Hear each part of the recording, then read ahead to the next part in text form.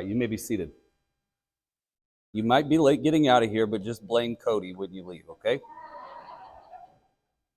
It's his fault. I don't know about you, but when I was a kid, I feel like the conversation that I was most engaged with by adults was, what are you going to be when you grow up? Which is kind of a drag because growing up is really not all that it's cracked up to be. It's a shame to spend your whole childhood being asked what you're going to do for the rest of your life when you're kind of in the prime of it all right then. But for me, it was always changing. And it was always changing specifically around what I'd interacted with that day. And so, like, if it was school picture day, then I would come home and play photographer. If we had been to the doctor, then I would come home and, check out all of my stuffed animals for diseases, things like that. So I'm pretty sure throughout my elementary school years that I considered just about every primary career field there was through seeing other people doing different careers. And I thought about this week because in 2 Timothy chapter 2, most of what we're going to talk about today is Paul pointing to three different career paths and the way that those careers point to qualities that are important in our journey with Jesus. And so that's not all we're going to talk about, but I feel like that's the big thing. And so if you get those three images that Paul points out, I think you'll see there's a lot of value in thinking about the way that these three people groups that existed then and still exist today interact with how we grow and succeed in following Jesus. So we're going to read in 2 Timothy chapter 2, see if you can spot those three careers that I'm talking about that Paul brings up. 2 Timothy chapter 2, verse 1. I'm reading from the ESV. You then, my child, be strengthened by the grace that is in Christ Jesus, and what you have heard from me in the presence of many witnesses, and trust to faithful men who will be able to teach others also. Share in suffering as a good soldier of Christ Jesus. No soldier gets entangled in civilian pursuits, since his aim is to please the one who enlisted him. An athlete is not crowned unless he competes according to the rules. It is the hard-working farmer who ought to have the first share of the crops. Think over what I say, for the Lord will give you understanding in everything. So I read this part as it's starting like Paul saying, now as for you, Timothy, who he's writing to, considering all that I've just said in the first chapter, the first part of this letter that we talked about last week, you, Timothy, receiving your strength as a gift from Jesus, engage what Jesus has given you in these three ways. And that's where these three images come into play. I hope you caught them. There's soldier, there is athlete, and then there is farmer.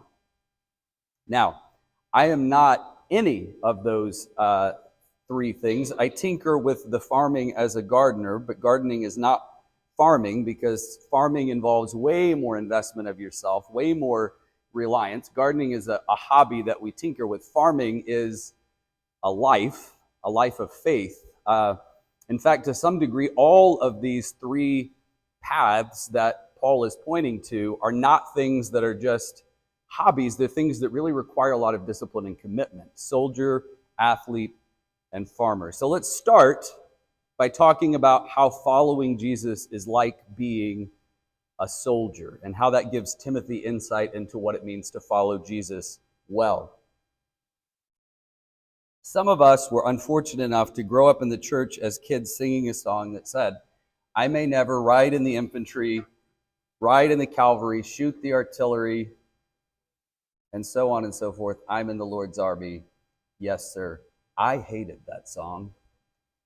And in God's beautiful way, my child loves it. I remember I was talking last night to a lady that I grew up in church with in Tennessee, and I was talking to her about when I was probably about Felicity's age, when our worship leader's wife decided that she was going to start a children's choir where none had never existed. Terrible idea. It didn't end up being a thing. And how I led a mutiny among the kids refusing to sing this song because I hated it so much. And so it's only right that our toddler would love it as much as what she does. But you've probably, whether you know that horrible song or not, you probably know this imagery gets brought up. I'm a soldier in the army of the Lord, that kind of thing. In fact, you heard it in the baptism liturgy this morning that I was praying for Cody. And we think of this a lot of times primarily through the lens of a soldier who's like fighting for the gospel. And I'm not saying that that's not a piece of it, but I think that's probably why I never super connected with it. Bombing people for Jesus has never really been my style, shooting my faith through a cannon at people. But Paul is actually focusing on a different aspect. He's not talking about the fighting, he's talking about the way that a soldier doesn't get mixed up in unimportant side things. Specifically, he's saying soldiers don't get mixed up in civil politics, they don't get mixed up in civil decision making, they don't get mixed up in civil policy, because the whole goal of being a soldier is supposed to be to aim to please and serve that you're enlisted to serve. So, in other words, there's a letting go of control and a sense in which when you become a soldier that you surrender control, you surrender your own personal self-interest in the focus on something that's greater, something that's bigger, in service of something more than yourself. And that's why I think this teaching is really very relevant to us in the time that we live in, even though it's 2,000 years ago that Paul wrote this, because there is a hyper-individuality in Western culture. A lot of us grew up, even in the church, being taught this kind of, me and Jesus have our own thing going. It's me and Jesus versus the world. There's nothing that me and Jesus can't do. But if you talk to some of our guys in the church family who were soldiers, and you ask them, how important were you as an individual to this whole apparatus that was the military? How interested, for instance, was military leadership in your particular individual thoughts and preferences? How much control did you have over this military life? They would say, what? None. Does that check out, Lonnie? None? Okay. Not just yes, but yes, sir. So, understand, we're talking about like a private here. We're not talking about somebody that's higher up in the organization. We're talking about somebody that kind of becomes a number. That's the way that an army functions. You can't be hyper-individualized. You can't have a bunch of people that are out focused on themselves and on their own comfort, because it wouldn't be safe for anybody. Success actually comes in losing sight of yourself and keeping your focus on something that's larger than self. And so set aside maybe whether you identify with the imagery or not based on your life, and lean into with me what this looks like as a Christian. Because Paul says that being a good Christian involves this stuff. He specifically says it involves, look at the verse, it involves suffering. Do you like suffering? No, it wouldn't be suffering if you liked it. Actually, if you get into the Greek, it probably says something closer to enduring hardship as a soldier of Christ, but whatever it is, I don't like it. But the point is, following Jesus isn't something that we're doing because it feels good.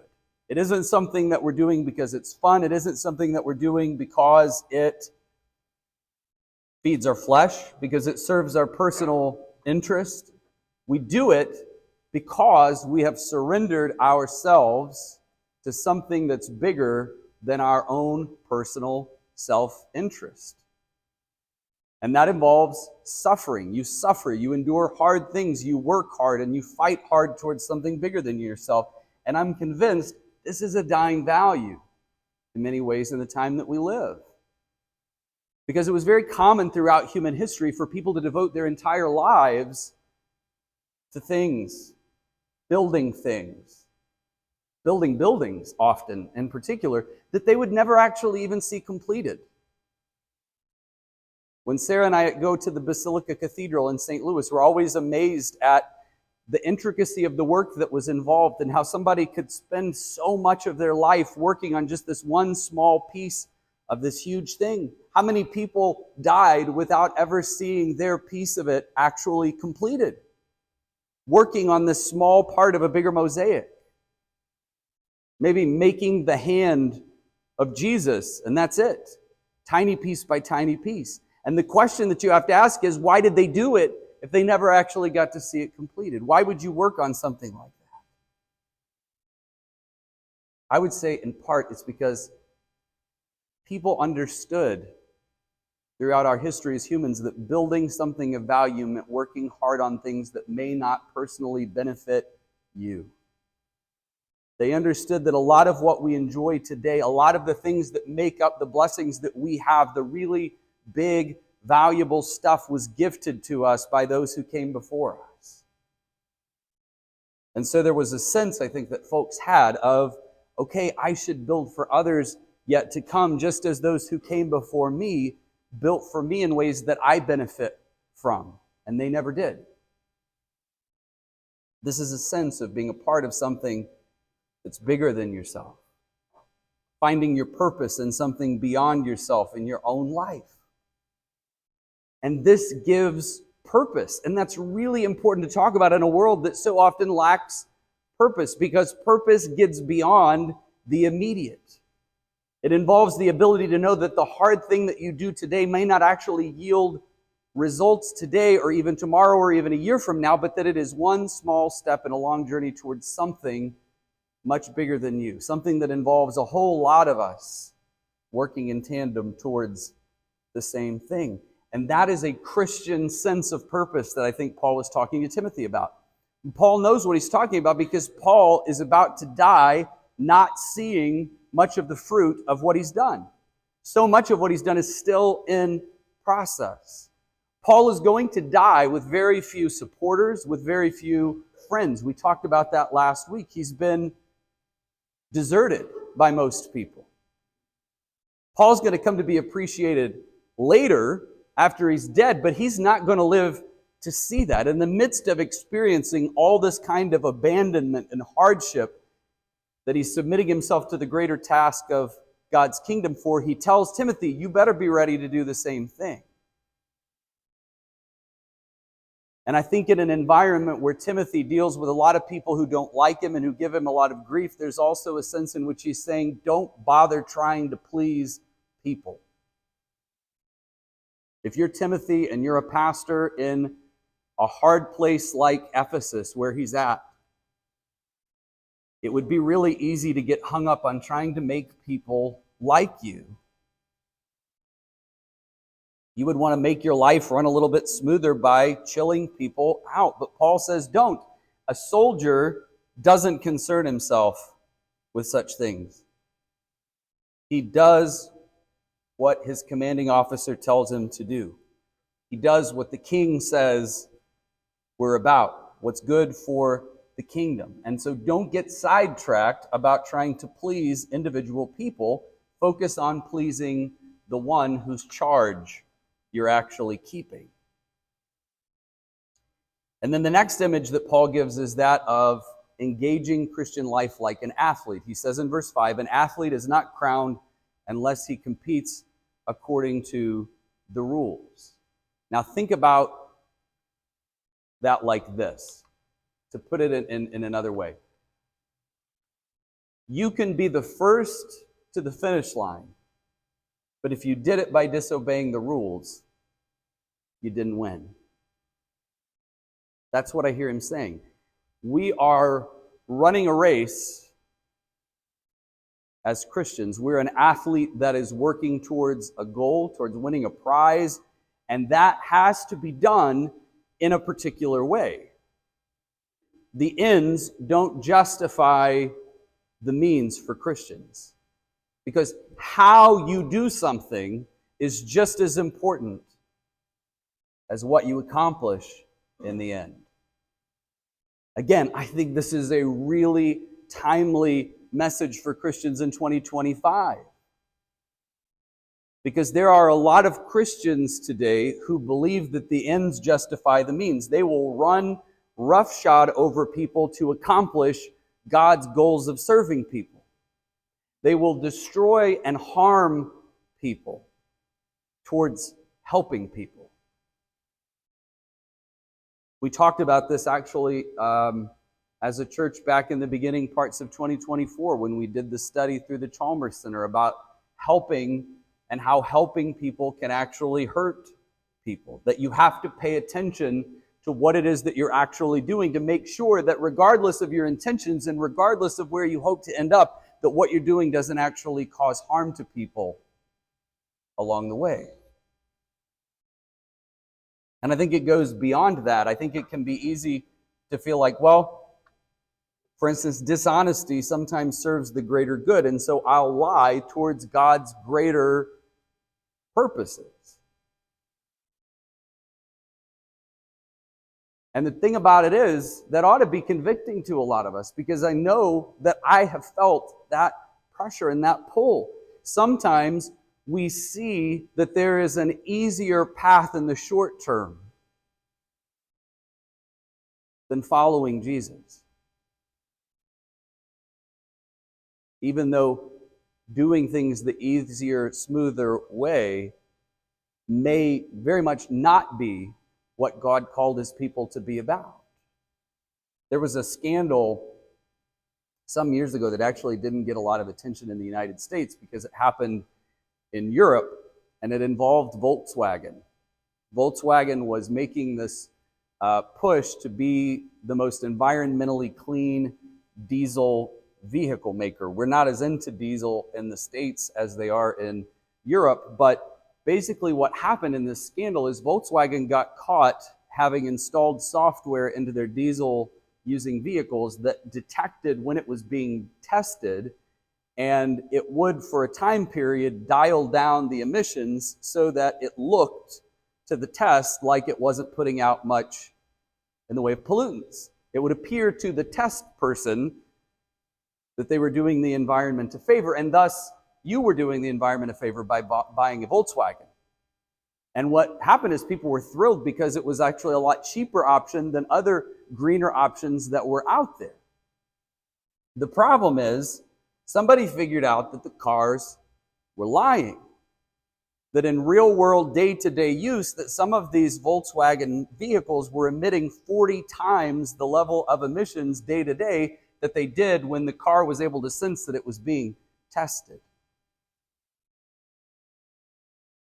And so what happened is there was a short-term success because VW was associated with being very green. But in the long term, they actually suffered market loss because people didn't trust them. Folks didn't believe that they actually cared about the environment because they had showed that they were willing to actually hurt the environment in trying to be successful and gain market share.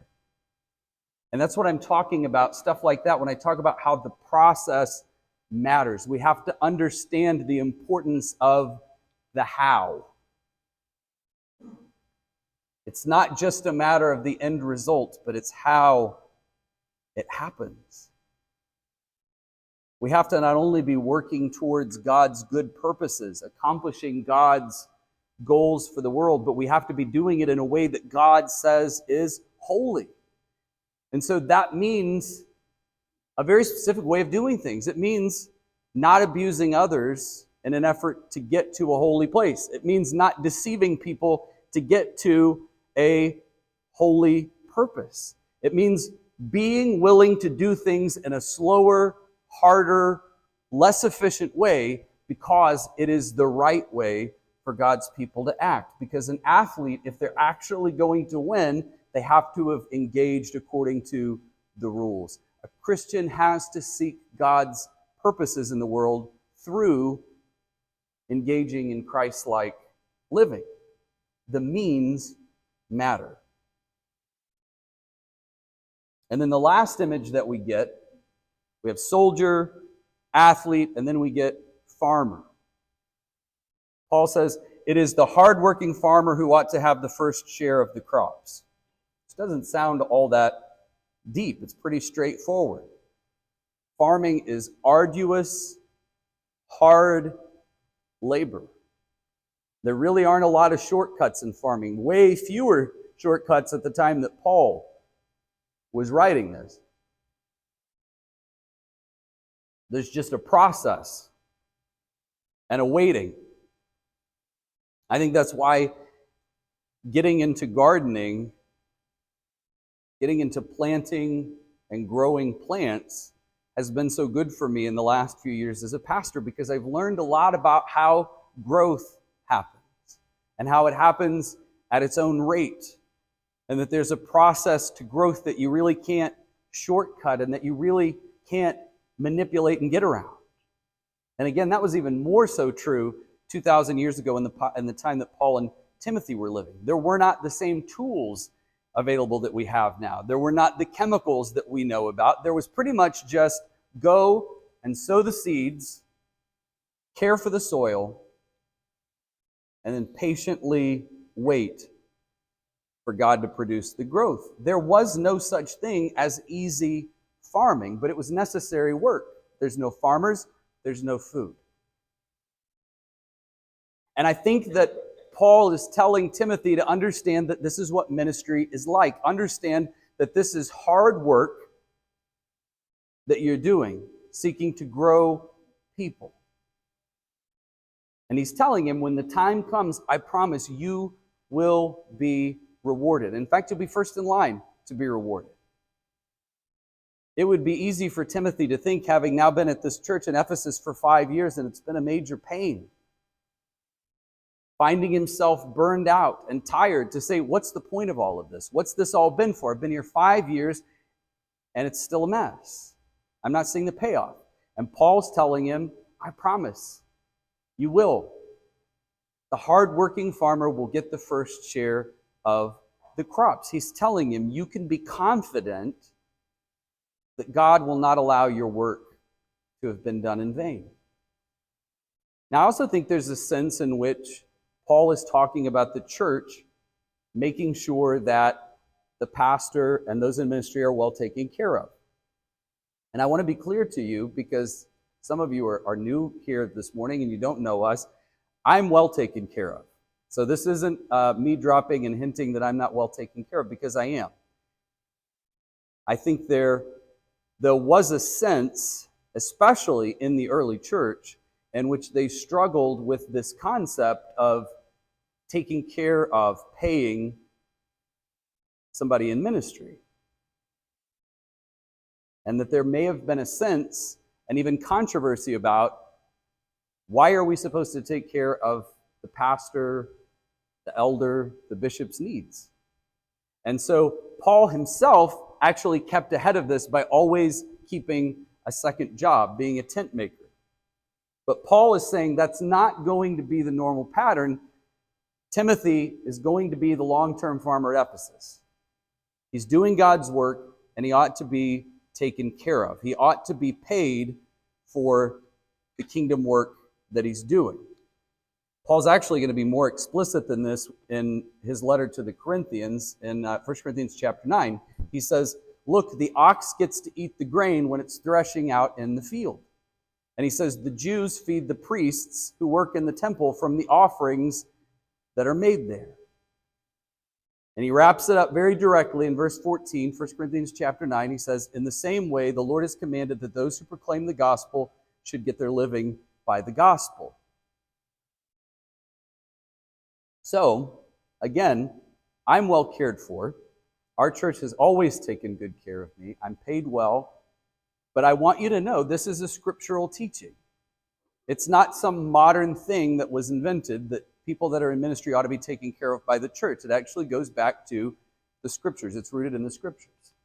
But again, I think that's kind of a secondary application, because I think the primary thing that Paul is ultimately telling Timothy is understand that ministry is like farming in that you're not going to get your pay right away. You don't get your results right away. You don't get instant gratification in farming. You don't get instant gratification in ministry. It is a long slog of planting a whole lot of seed for an eventual harvest of a whole lot less than what you actually sowed. Any gardener will tell you, you're going to plant a lot more seed than what you're going to end up seeing above the ground and bear fruit. And it's good for anybody who's serving in Christian ministry to know that that's the case, because it helps to set realistic expectations. All right, I've used 80% of my time on 50% of the text. So let's look at verses 8 through 13. 2 Timothy chapter 2, 8 through 13. Remember Jesus Christ, risen from the dead, the offspring of David, as preached in my gospel, for which I am suffering, bound with chains as a criminal. But the word of God is not bound.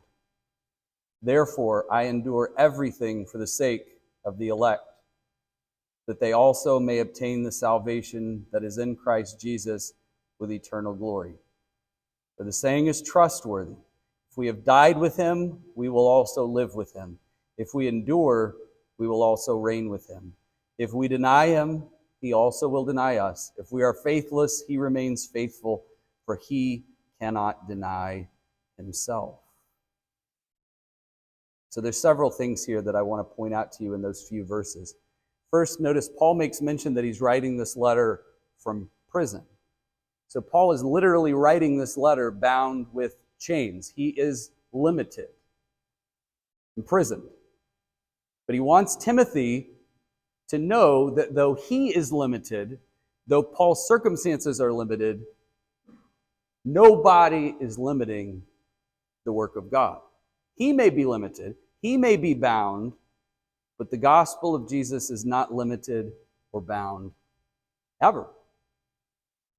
Paul actually accomplishes a lot of ministry while in prison. I knew a lawyer years ago when I was involved in politics, and he did a lot of criminal defense, and he liked to do the church card thing, like, well, my client has gotten involved with the Lord since you last saw him, Your Honor, and he serves the Lord now. And he said he got before a judge in Saline County one time that was old and had been on the bench a long time and said, I'm going to stop you right there, counselor. The Apostle Paul did some of his very best work in prison. I thought it was brilliant. Paul accomplishes a whole lot of good things while he's in the midst of less than ideal circumstances. A lot of bad stuff happens to Paul. It makes me think of something that John Piper said once about how God accomplishes things in what we would see as inefficiency. It's a long quote. I'm going to put a piece of it up on the screen, but it's not all up here because it's too long. But listen to this. Piper has said this many different times in different ways. God almost never takes the shortest route between point A and point B. The reason is that such efficiency, the efficiency of speed and directness, is not what he's about. His purpose is to sanctify the traveler, not speed him between A and B. Frustrating human efficiency is one of God's primary, I say primary, not secondary, means of sanctifying grace. Frustrating human efficiency is one of God's primary means of sanctifying grace. I think that gels really well with the reality of Paul's life and how he's trying to set Timothy up for success. Suffering and hardship, as much as I don't like them, as much as you don't like them, they're not problems to be overcome because they're not actually problems at all. The gospel continues to go forward. The ministry of Paul is prospering even as Paul is being held in chains. There's just a difference between the human perspective and the kingdom perspective. And I think he's passing the torch and the responsibility on to Timothy, and he's saying, I've endured hard things preparing you to lead. And so now I'm going to go and you're going to take up the torch, and you need to work to pass that on to others even as you find yourself in less than ideal circumstances. even as you may be right now dealing with burnout and frustration or whatever is going on right now in Ephesus. Paul is saying, build this with what comes later, what comes next in mind. Just as I built you up, and I'm not going to live to see the full fruit of my ministry, Timothy, you're going to do the same thing. There is this deposit of faith that gets passed from one generation of the church to the other. And if we fail to pass it on, we're making a mistake, to put it mildly. Now, it's going to get passed, because the beauty of the sovereignty of God is going to accomplish what God wants to accomplish. He's not bound by the things that bind us. But we have a responsibility, those of us who were discipled, those of us who were able to, earlier in the service, think about what God has done to form us into who He has, that we do the same thing for other people, that we pass it on. And I take that really seriously myself.